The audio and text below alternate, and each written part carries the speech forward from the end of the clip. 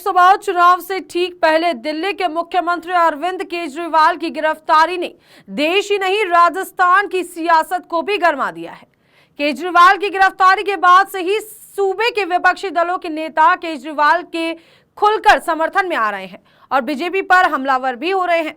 पूर्व मुख्यमंत्री अशोक गहलोत द्वारा इस गिरफ्तारी को तानाशाही कदम बताए जाने के बाद अब राष्ट्रीय लोकतांत्रिक पार्टी के सुप्रीमो हनुमान बेनीवाल बीजेपी पर भड़क गए हैं। उन्होंने सोशल मीडिया पर अपनी एक पोस्ट के जरिए तीखी प्रतिक्रिया दी है और केंद्र सरकार पर जमकर निशाना साधा है।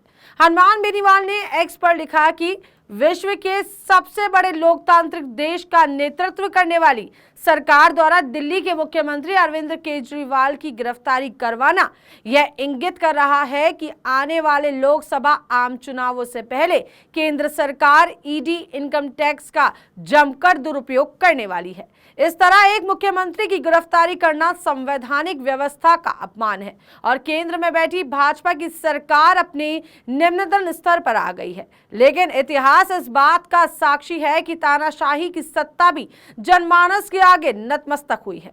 देश की जनता को मत की चोट से ऐसे तानाशाही को जवाब देने की अब जरूरत है। इससे पहले राजस्थान के पूर्व मुख्यमंत्री और अशोक गहलोत ने दिल्ली के मुख्यमंत्री की गिरफ्तारी पर अपनी प्रतिक्रिया देते हुए एक्स पर लिखा था, पहले झारखंड के मुख्यमंत्री हेमंत सोरेन एवं अब दिल्ली के मुख्यमंत्री अरविंद केजरीवाल की गिरफ्तारी केंद्रीय एजेंसियों के दुरुपयोग की पराकाष्ठा है। ऐसा देश में पहली बार देखा जा रहा है कि संवैधानिक पदों पर बैठे नेताओं को गिरफ्तार किया जा रहा है। ईडी का काम केवल राजनीतिक तोड़फोड़ करना ही रह गया है। लोकतंत्र की हत्या की जा रही है। ऐसा लगता है कि दिन रात 400 पार का शोर मचा रही भाजपा को 200 सीटों का भी आत्मविश्वास अब नहीं है। इसलिए इस तरह के तानाशाही कदम रोज उठाए जा रहे हैं। इसी के साथ ही राजस्थान के आप पार्टी से जुड़े देवेंद्र शास्त्री ने भी केजरीवाल की गिरफ्तारी पर अपनी बात रखी है और ईडी पर जमकर निशाना बोला है और साथ ही साथ नरेंद्र मोदी पर भी जमकर निशाना साधा है। सुनिए इसे। दिल्ली के मुख्यमंत्री अरविंद केजरीवाल को जो है गिरफ्तार किया गया है, क्या कहेंगे? ये तो सारी दुनिया जानती है अपने राजनीतिक प्रतिद्वंदियों को जिस तरह से नरेंद्र मोदी क्रैश कर रहे हैं, उनको गिरफ्तार करके बंद कर रहे हैं। वो डरे हुए हैं, चुनाव में हार जाने का खतरा है तो हर तरीके से अपने विपक्षियों को समाप्त करने की कोशिश है। झूठा मुकदमा है, झूठा मामला है, सब जानते हैं, पूरी जनता समझती है, उसमें कुछ भी ऐसे नई बात नहीं है। वो सालों से लगे हुए हैं इसी तरीके से, कोई एक कदम थोड़ी उठाया है। नरेंद्र मोदी ने, आम आदमी पार्टी और उनके सबको झूठे मामलों में लपेटा है। कहीं कोई सबूत नहीं, कहीं कोई आधार नहीं, निराधार। और ये संविधान और आदमियों के जो स्वतंत्रता के अधिकार का हनन है, संविधान का उल्लंघन है। संविधान के उल्लंघन की आप बात कर रहे हैं, लेकिन ईडी ने जो कार्रवाई की है तो उन्होंने जांच पड़ताल की होगी, तभी उसके बाद तो एक्शन लिया गया है। ईडी तो एक्सपोज हो गए। चुनावी बॉन्ड के अंदर ये फिरौती गैंग है, ये ईडी नहीं है, ये फिरौती गैंग है। ये चुनावी बॉन्ड के अंदर सबके सामने आ गया कि ईडी क्या है और सीबीआई क्या है नरेंद्र मोदी के शासन में। ये सारे के सारे जो है फिरौती गैंग है, लोगों को हाथ मरोड़ करके, डरा करके, धमका करके वसूली करते हैं। तो ये ऐसे ईडी के किसी भी संबंध का और किसी भी मामले का कोई आधार नहीं है, कोई जनता उसको स्वीकार नहीं करेगी और वोट के अंदर बुरी तरह से हारेंगे ये लोग। तो देवेंद्र जी, आप कह रहे हैं कि चुनाव नजदीक है, इस वजह से एक्शन लिया गया है, लेकिन इससे पहले बिल्कुल चुनाव में अपने प्रतिपक्षियों को एक तरह से कहना चाहिए आर्थिक, राजनीतिक और सामाजिक तौर पे समाप्त करने की कोशिश कर रहे हैं। कांग्रेस के इन्होंने सारे खाते सीज कर दिए। अब चुनाव कैसे लड़ेगी कांग्रेस?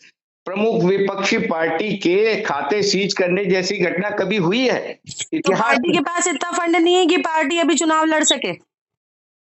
डेफिनेटली जब आपके सारे के सारे कानूनी रास्ते बंद कर दिए जाएं, चुनाव लड़ने के खाते को सीज कर दिया जाए, तो आप कांग्रेस कहां से चुनाव लड़ेगी? अच्छा, तो एक बात बताइए देवेंद्र जी, इससे पहले भी तो केजरीवाल जी को नोटिस भेजे गए थे, पेश होने के लिए कहा गया था, लेकिन उन्होंने इस चीज को सीरियस नहीं लिया, तो ईडी ने अपनी कार्रवाई करी है। नहीं, सीरियस लेने का कोई प्रश्न नहीं उठा ना भाई, कोई आधार नहीं है। उन्होंने कहा कि सारे के सारे संबंध इलीगल हैं, तो इलीगल कार्रवाई के उसमें उनको क्यों जाना चाहिए था? उन्होंने सही किया बिल्कुल।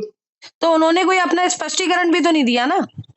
स्पष्टीकरण बाकायदा लिखित में भेजे हैं, उनको बताया गया है कि आपके इन इन नियमों के तहत आपके संबंध गलत हैं, अवैधानिक हैं और आपने कुछ भी स्पष्ट किया नहीं है। तो ये सारे के सारे उनको बाकायदा टाइम टू टाइम उन्होंने रिप्लाई किया है। ठीक है, तो अभी जो केजरीवाल को जो गिरफ्तारी जो अभी की गई है, उसके बाद क्या कहेंगे कि मुख्यमंत्री पद से इस्तीफा देंगे क्या केजरीवाल जी पहले? देखिए, इनका तो फैसला हो गया है कि वो अगर गिरफ्तार किए जाएंगे तो वो जेल से चलाएंगे सरकार। क्यों इस्तीफा देंगे? झूठे मामलों में इस्तीफा क्यों देना चाहिए किसी भी मुख्यमंत्री को? तो आपके हम तो हिसाब से चाहेंगे कि वो जेल से ही सरकार चलाएं दिल्ली की। आप कह रहे हैं जेल से जो है अरविंद जी जो आप सरकार चलाएंगे? बिल्कुल। अब पार्टी के बाकी कार्यकर्ताओं का अब अगला एक्शन क्या होगा? पार्टी इसका विरोध करेगी जम करके। देखिए, हम लोग सब लोग मिलेंगे, बातचीत करेंगे क्या करना चाहिए। देवेंद्र जी, अंतिम सवाल मेरा आपसे है कि जो इस तरीके का जो अभी जो एक्शन लिया गया है, इस मामले में आपके हिसाब से क्या नियम होने चाहिए? देखिए, चुनाव से पहले प्रमुख विपक्षी पार्टियों के खिलाफ इस तरह की कार्रवाई प्रजातंत्र के साथ खिलवाड़ है। जनता के वोट को प्रभावित करने का एक तरीका है और प्रजातंत्र को समाप्त करने का तरीका है। ये बहुत ही आपराधिक कृत्य है जो केंद्र सरकार कर रही है और प्रजा के हक को मारने की कोशिश की जा रही है। सरकार को चाहिए कि विपक्षी पार्टियों को बराबर के प्लेइंग फील्ड दिए जाएं चुनाव के अंदर, ताकि जनता सही फैसला कर सके। बहुत बहुत धन्यवाद देवेंद्र शास्त्री जी।